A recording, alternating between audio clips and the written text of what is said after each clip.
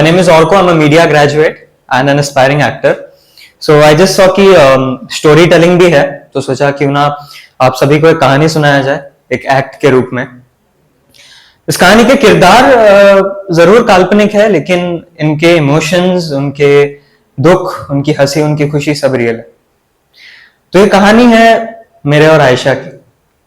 आयशा नाम सुनते ही एक अलग सा सुकून मिलता है। वो होती है ना सच्ची मोहब्बत, जिसकी सुकून रूह तक उतर जाती है।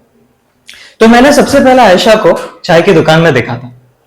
अब मैं उसे चुप चुप के देख ही रहा था कि वो भी मुझे देख के हंसी।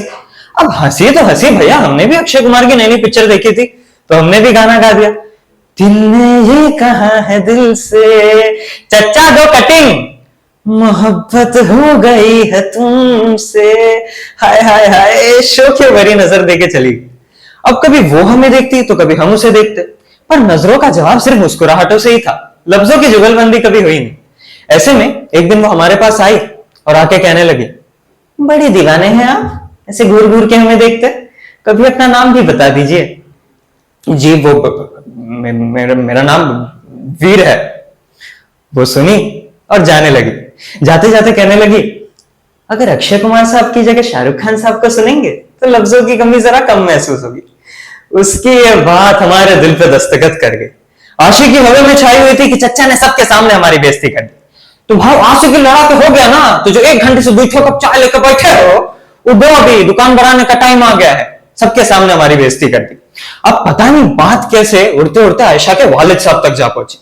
वो सामने बैठे, आयशा हमारी बाजू में। उनके वालिद साहब ने पूछा, क्या आप हमारी बेटी से मोहब्बत करते? हमने कहा नहीं। आयशा ने कहा, हमने कहा। फिर क्या?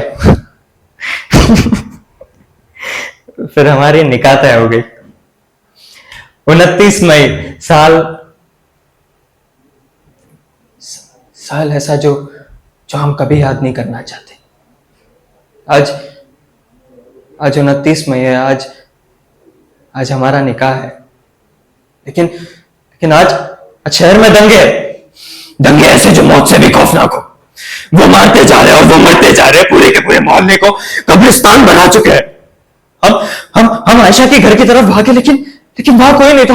हम बाजार की तरफ भागे, हमने आयशा को पुकारा, लेकिन वहां भी कोई नहीं था। फिर बहुत देर बाद हमें एक आवाज सुनाई दी। हम उसकी तरफ तुरंत भागे, लेकिन 4 लोगों ने हमें पीछे से पकड़ लिया।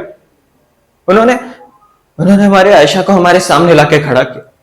हमने उन्हें बोला कि हमें जाने दीजिए, आज हमारे निकाह है, हमारे आयशा को छोड़ दीजिए। पर मैं जितना चिल्लाता वो उतना हमारी आयशा को मारते जाते। अब मैं उसे बचाने ही जाने वाला था कि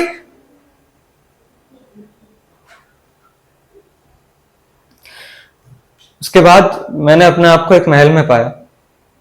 नहीं, ये वो महल नहीं जो आप सपनों में देखते। ये महल अंदर से काला और बाहर से काले पानी से घिरा हुआ था। हमने अपने आप को बंधा हुआ अवस्था में पाया। और वहां पर एक अफसर था। वो रोज 6:30 बजे आता और मुझे बहुत पीटता और अजीब अजीब सवाल करता कि हम आयशा को कैसे जानते हैं, उनके घर वालों के साथ हमारा क्या संबंध है, उन्होंने मुझे कितने पैसे दिए, वो दंगे कर। हमारे पास उन सवालों के आज तक जवाब नहीं, और ना हमें उन सवालों के मतलब समझा है। पता नहीं अब आयशा और उसके घर वाले कैसे है भी या नहीं। हम 3 दिन पहले ही रिहा हुए, पर आज तक वहां के एक अफसर की बात हमारे कानों में गूंजती है। देख रहे हो हवलदार, कैसे इस देश के जाति धर्म के लड़ाइयों ने एक और आशिक को तोड़ दिया। इस देश की धर्म की लड़ाइयों के वजह से इस जमाने की एक और दास्तान मोहब्बत अधूरा रह गया। Thank you so much. क्या बात है।